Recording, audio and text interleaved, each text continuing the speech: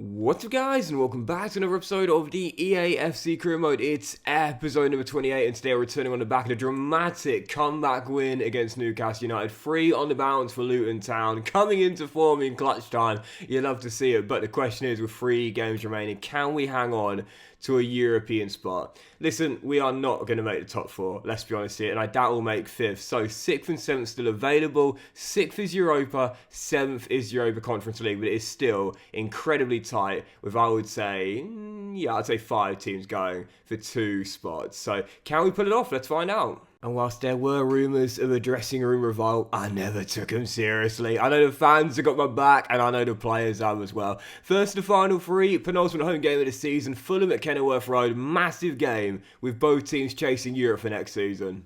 Harry Maguire finally getting that next team deal. Fulham, I like that for Maguire as well, to be fair. The only thing about Maguire, and I've mentioned before, I do feel as though his criticism has been blown up out of proportion. Whilst at times valid, yes, other times, in my opinion, a bit too exaggerated.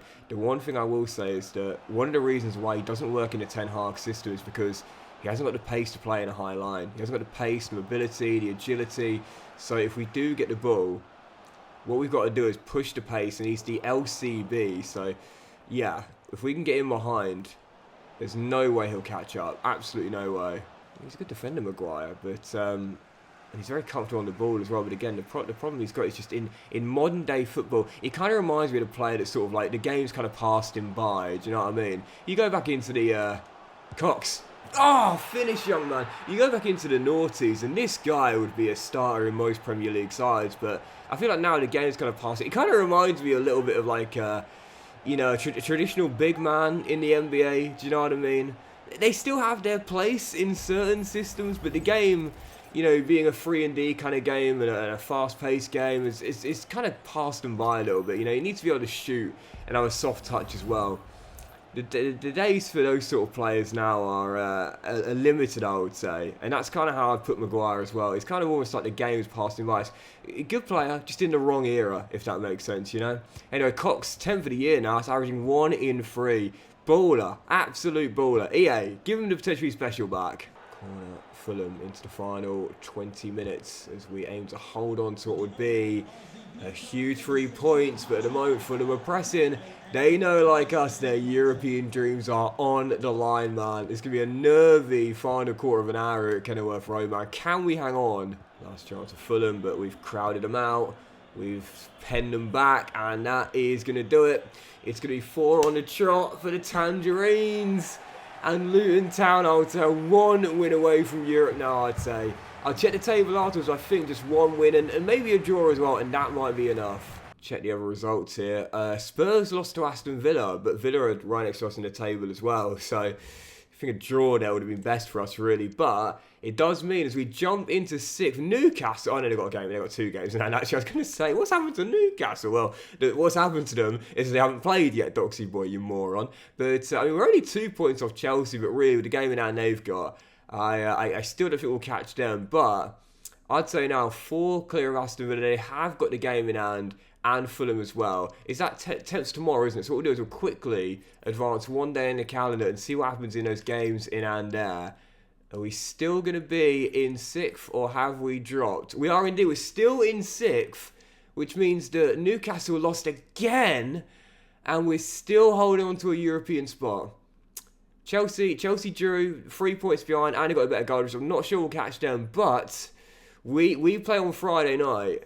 So we've got a great chance here to put the pressure on the weekend, boys. Right, final away day, Friday night. This is about as high pressured of a game as it gets for both teams at opposite ends of the table. Brentford battling for their Premier League safety, us battling to hold on to a European spot. Huge game here under the lights of the G-Tech in West London. And I will tell you one thing right now. Let's say hypothetically Brentford do go down. I think we'll see quite a few of their players lining up in Luton's shirt next season. Yusufa Moukoko? They've got Bissouma, David Reyes back between the sticks. Nathan Collins is still there. That's a brilliant Brentford team. I don't know why they're struggling so much, but yeah, let's just say I like Brentford. Got a soft spot for it. If they do go down, I'm going to be raiding them with no remorse at all. Damn, look at that. Brentford have got the worst defensive record in the division. which means this game is definitely going to be a 0-0. But no, here we go. Duke to Adebayo, and oh man, just couldn't get away. It's still tied at 0-0. Tense early stages here, as you would expect, with so much riding on this one. Giles has done well, but yeah, you know, a point isn't a disastrous result. But as we go a goal down, I think I'll be lucky to get it. Mukoko heads home. He's single-handedly trying to keep the bees in the top tier. God, big winner, mate. Well done. Keenan out wide. Duke. Oh my, I cannot break Brentford down. I mean, our worst defensive record in the division? I don't think so. They've literally been watertight. I've had no answer whatsoever to their back line and DMs. Nothing. Absolutely nothing. But as Gabriel Long looks to get in behind Nuno Tavares, this might be the only chance we get here. I need a teammate. For goodness, someone support me. Well, final stages, so I'm going to go 4-1-2-1-2 wide. Bring Connor on as well for Nico in case we get a long throw opportunity. But I can't believe it. You know, remember at the start of the game and I was like, oh yeah, it's probably going to be a 0-0. Hello. I was taking a 0-0. Honestly, this is ridiculous. I haven't broken them down at all. This has been crazy, man. But then again, backs to the wall. Sometimes it brings out the best in you, and it certainly has for Brentford. My goodness, but it's Danny Loader off the bench. Come on, man. This might be the only chance we get. Gabe. Cox. Adebayo!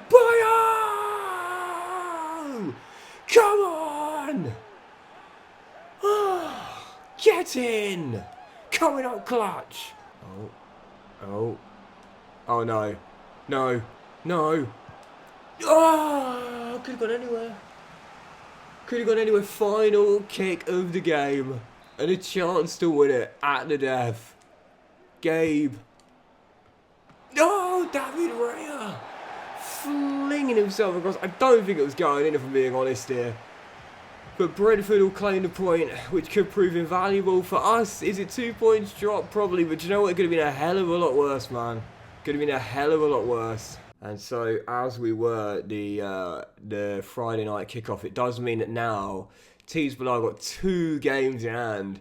We'll cut the gap on Chelsea to 2, but they've got a game in now, which means if they win that, it won't matter what we do against them on the final day. We can't leapfrog again. Newcastle, Aston Villa both having 2 games now, and Spurs as well, to be fair. I'm not sure they're going to catch us now, but even Fulham have at least 1 game in hand. So what we'll do is we'll simulate past that, and we'll see how the table's looking. In fact, we might as well just simulate all the way through to the final weekend, because I mean that's when our next game is on the Sunday. So guys, cross your fingers. Are we still in a European spot heading into that? Oh God, you player unsettled Sunday afternoon game against Chelsea. Are we still in one? We're not. We've dropped to 8th on the final day, which means that Newcastle, Villa, Spurs have got hell, but they're well below us now. Newcastle drew, but that was enough for them to leapfrog due to the goal difference. And Aston Villa beat Norwich, and they must have also, beat West Ham as well. God damn it. Which means that on the final day, I'll sort the youth players' emails out in a second, guys. On the final day, it means that, I mean, even Fulham could technically do it, but really, you look at Chelsea. Chelsea have done it now. They're clear in 5th. But Aston Villa, Newcastle, and us all on. Us and Newcastle on 58, Villa on 59. Oh, they play each other. So that means that if they draw and we win, we qualify. If we draw and Newcastle lose, we qualify. But those are the only 2 scenarios where it counts. Aston Villa, please get something at least. So, first player was Theo Oliver. Can't even find him. Where is he? Oh, there he is. CDM. What has happened to the attributes? What? Is my TV broken, or is that just me? What? Oh, you know what I'm realising as well? 45 players in our squad now. We actually can't promote that many more, can we? So, what about... I think we're going to have to be very selective here, to be fair. Viggo Jakobsen. Right back... 79, 85 potential. I'm just going to look at promoting the best 2 or 3, I'd say. This guy, well, he's definitely making it already 69 over. He looks really good. Jack Love, I think he's a really good Scottish centre-half, isn't he? Pretty sure that's the one I was thinking of. Yes.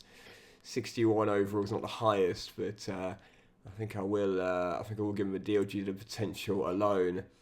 Maybe, will we have enough space to promote the others? I'm trying to think if we have enough space here.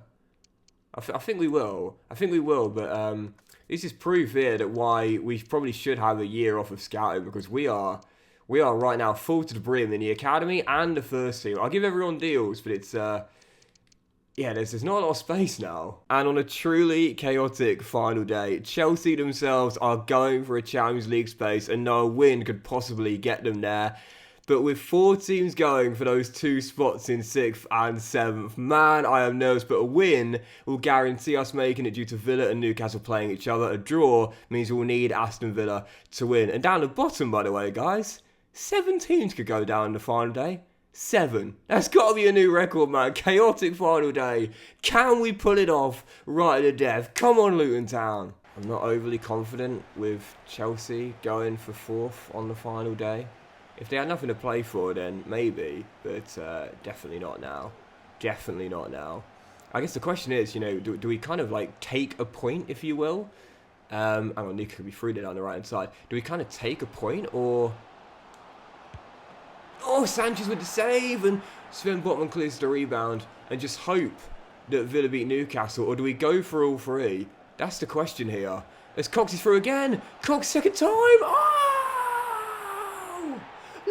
Cox duo back at it again. Tim Cahill celebration. We're going for the win, man. I want it done. Yeah, sod playing conservative, man. Go for the win.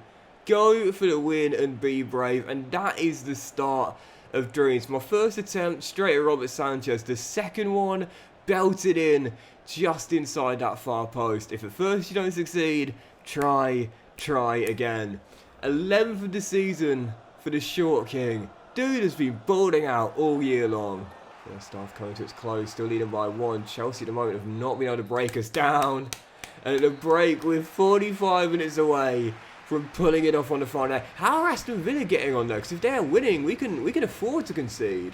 Oh wait, where's the is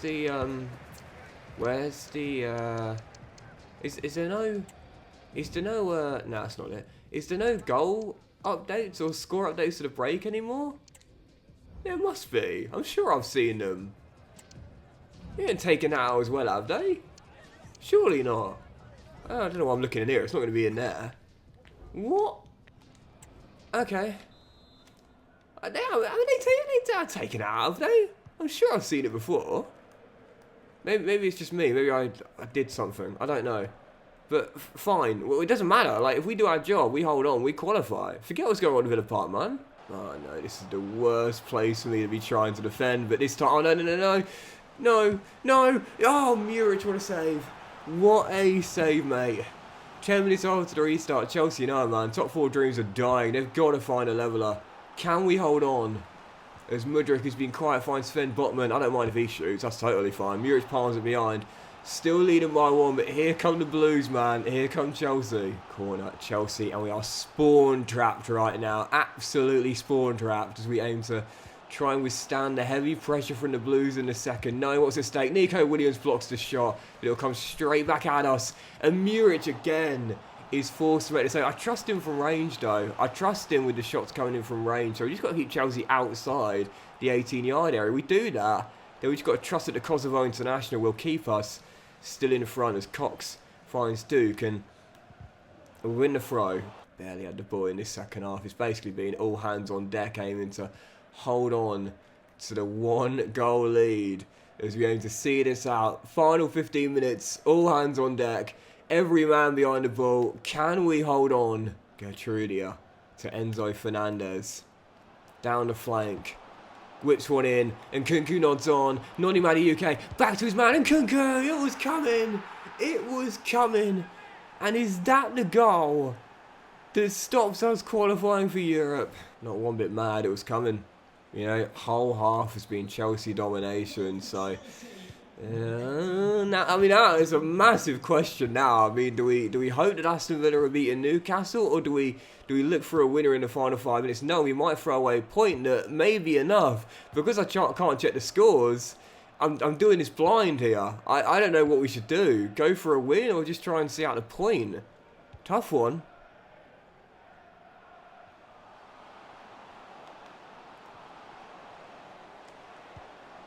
Reed Val's in space there. Oh, okay. Cox. Duke! Danny Loader for the win!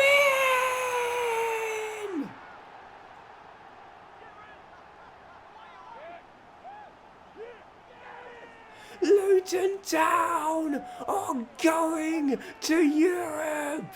It's the coolest thing from Joel Cox, man. He won't get credit with the assist, but give him the hockey assist. Everyone thinks, oh, Luton going to see out the point and just take their chances, but instead, flicks it with the back heel, no one expects it, Duke into the middle, and off the bench, Danny Loader, who's been an amazing pickup from Porto, gets his 6th in the league in limited game time, unlike certain players in this squad, happy with his role, and has just put up the game winner with the final kick.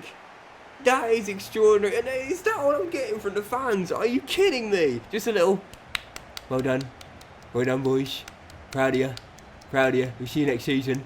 I should hope you're not there when we're in Europe next season, because I need better atmosphere than that. What a finale!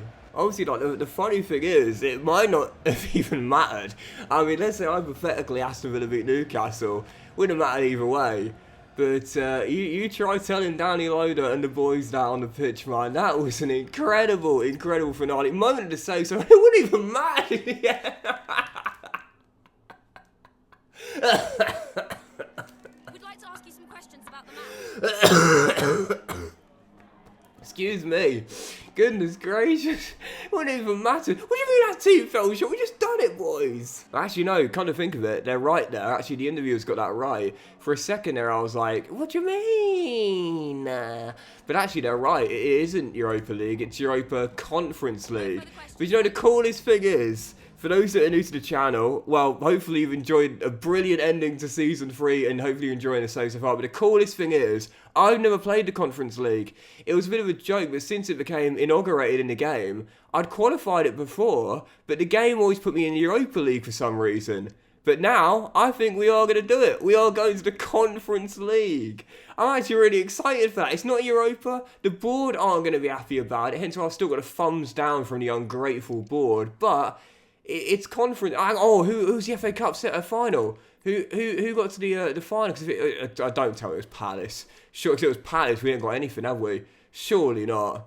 No, top 14s, we're fine. So a dramatic final day means that in the end, a point would have been enough. But do you know what? Who cares, man? We weren't to know that. It was still an incredible ending. Man City back on top, winning the championship, 3 clear of the Gunners with Manchester United, and Liverpool holding off Chelsea on the final day, finishing in 4th. Chelsea do consolidate 5th place with Villa, joining them in next year's Europa League, as Luton Town in the end only needed a point. We weren't to know that in the end. Qualified for the Conference League on the final. I've never played it before, man. Please, game, don't put me in the Europa League next year. I know it's a better competition, but I've never played the Conference League. I want to play it next year. I think that'll be fun. So we should be in the Conference League next year, but listen, this is EA, man. You never know. Newcastle, Fulham and Spurs make up the rest of the top 10, and in the who went down the final day? There was a cluster on the final day. Well, it was indeed the Bees. Leicester escaped the bottom 3 on the final day, and it's Brentford, Southampton and Norwich who are going down to the Championship. Oh, mate, what a finale. That was class. Absolutely class. So, top scorers in the end, Tammy Abraham, whose goals helped Villa go to the Europa League, wins the Golden Boot. Adebayo got 17 this year. Best return we've had for a striker in the save. And Cox must have been in the top 20 as well, with 11. Yeah, there we go. 18th place this year. Yeah, definitely fits up in terms of goals this year after the first 2 years. Although, of course, we were still one of the lowest scorers. Long was in the top 3 for assists, double digits with 10. Duke only just beyond with 9 as well. Although Saka did win the assist title this year. And Cox and Adebayo were both in the top 20 as well. And as for the Golden Glove, Edison, because he played 2 games less. Edison wins the Golden Glove and prizes it away from Muric on the final day due to the fact he played 2 less games. But even so, 2 straight years of Muric being one of the best goalkeepers in the division. Definitely got our money's worth from Burnley. And speaking of Burnley, as we look at the championship table, they are coming back to the Premier League with 104 points. Palace propping up behind 102, and Forest at 101. Wow, that must have been the top 3, the greatest championship top 3 you've ever seen there. The question is, will Forest make it through the playoffs featuring the Blades, Blackburn Rovers and Watford as well? Sugar, I've just I've just realised I gave the wrong player a pro deal. Viggo Jakobsen terminated his contract. Oh. Well, that's a bit annoying.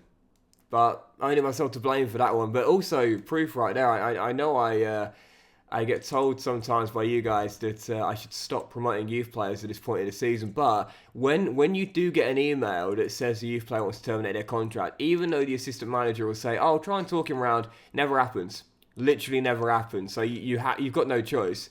You're backed up against the wall and you've got to give them a pro deal. And as for the other major honours, as you'll see, Carabao Cup, obviously we already knew what happened there, so I don't know why I showed that, just to give myself more heartbreak. FA Cup though, Liverpool won it in the end. Of course, quarterfinals, we got to the last day for the first time, but the first time in a save where we weren't beaten by the eventual winners, Liverpool, beating Arsenal in the final by 2-1. As for the Conference League, which hopefully, fingers crossed, touch wood, we should be going into next year if EA have done their calculations right. Manchester United beat Real Betis in the final to win that, their first in club history. Bit of a cool last state in the Europa League where I thought Young Boys were going to pull off the greatest shock ever, but instead it was Bayern who beat Newcastle United in the final of that one. And as for the Champions League, I always like to show you the full competition overview come the end of the competition, as you can see what went on in the group stages, see if there are any shocks in there, and of course the last 16 all the way through to the final as well. We're heading into the quarterfinals, as you'll see. Liverpool were the only English representatives and made it into the semis,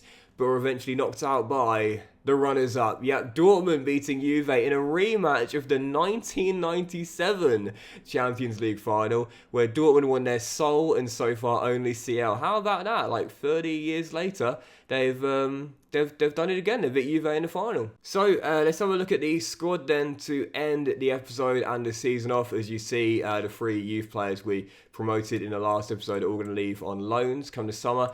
I have to say, real briefly on this, with Marvelous Nakamba, I don't know if it's given him a new deal. You know, this season he didn't get much game time. I do like him as a squad player, but now at 32 years old, I know we're going to lose Riedwald, but I think I might just let him walk. I do like him, but hold on, guys. Let me quit the game so I can sort these attributes out. No, it's not done anything. It's for every player as well. Why have they done that? Like, aesthetically, there was nothing wrong with what we were previously looking at. This is taking like 4 steps back. What? It's just harder to see. I don't know. Anyway, Nakamba, I think I'm going to let him walk. You know, barely played this year. He's not going to get any better at 75 rated now, to be fair. If we do go into Europe, I think we could look for a better calibre of squad player. And, you know, whilst I do like those seniors, we've got other players in their 30s. Pelly's still here. The boss will probably get another 1 year. Galini, though, he'll probably go. Connor as well. So, yeah, I think I'm going to let Nakamba walk, to be honest. But anyway, let's run through the team stats for this season. So, bear with me here whilst I go back to the top. Starting with Galini, a bit of a hero for our Carabao Cup run, but it'll be a one and done for Pierluigi as he's going to leave in the summer. We will make a profit on the guy. Muric, once again, another great year for Muric, man. Joint most amount of clean sheets in the Premier League and still getting better now, up to 80 overall, so you'd love to see that. You see some of our loan players here that are progressing really nicely as well. Ryan Giles, I think now we have qualified for Europe, I think he will stay. If we weren't going to qualify, though, I'm pretty sure he would have gone in the summer, but instead, now he goes to the Conference League, I'm pretty confident he will be staying with us. So I know it's a solid year for Mr. Consistent, who barely misses a game. Dan Ballard went up 3 ratings this year. Really, really solid, to be fair. Quietly slipped under the radar due to the arrival of Malik, but he and Malik are a great partnership this year. And what a replacement for Max Kilman. I was thinking, how are we gonna replace Kilman? He was my player of the season last year. I loved him. Well, there's your answer. Malik came in, probably just as good, if not better than Kilman, helping us get into the Conference League as cash in once again. He barely plays, but he's one of our favourite squad players. Will probably be staying as well. Moving on, Leandro obviously picked up. Is it the Pepe regen? We're still not totally sure, but really handy squad player. Filled in when required in his midweek games. Excuse me. And also grew 2 ratings as well. You'd love to see that. Connor Roberts up 2 ratings. Turned down a big bid from Leeds, and I'm glad I did as well, because 79 overall now. Still good enough to be a starter in a lot of teams as well, but in this team, he'll probably still be a backup for Nico's replacement. I don't know who Nico will go to, and I don't know who will get in to replace Nico, but even so, one and done for Nico. At least we'll make a very good profit on the guy to bringing him from Nottingham Forest. Reedvald, as we know, on his way out in the summer, so great pickup on a free, but totally fine letting him go. And then Canberra, I think, is going to join as well. Jashari, I think, played more games than anyone else for us. He didn't miss a single Premier League game and grew 3 ratings. I can't remember who it was that recommended him to me. I know there's a couple of you actually, but guys, thanks very much, because on a free transfer, this dude was one of the pickups of the save so far. In terms of bargain buys, probably the best we've had. Never missed a game in the Premier League and started 6 cup games as well. Fair play, man. I'm liking this guy a lot. Pelly, as we know, mainly just to be a squad player for us and a dressing room leader. We love the guy. Non-league to the Premier League, announced the Conference League. The guy's going a year with us. Ainsley, hopefully stays next year as a squad player, especially with Reedvald going now. But yeah, not getting that much game time now, so I'm not sure if he will want to stay. Kiernan, coming from Leicester, he was alright. He was okay. 31 games in the league, 1 goal and 1 assist as well. But really, it's a DLP. He's not really a CDM where we're playing him. So for Kiernan, you got to take those stats with a pinch of salt here. He's better going forward. Leicester fans will tell you that. We're not getting the most out of him playing him slightly deeper, but we need to in order to have the front 4 firing on all cylinders. Speaking of, Ross Barkley, limited minutes for the guy now. I know it'll be the same, but 5 goals in 21 shows.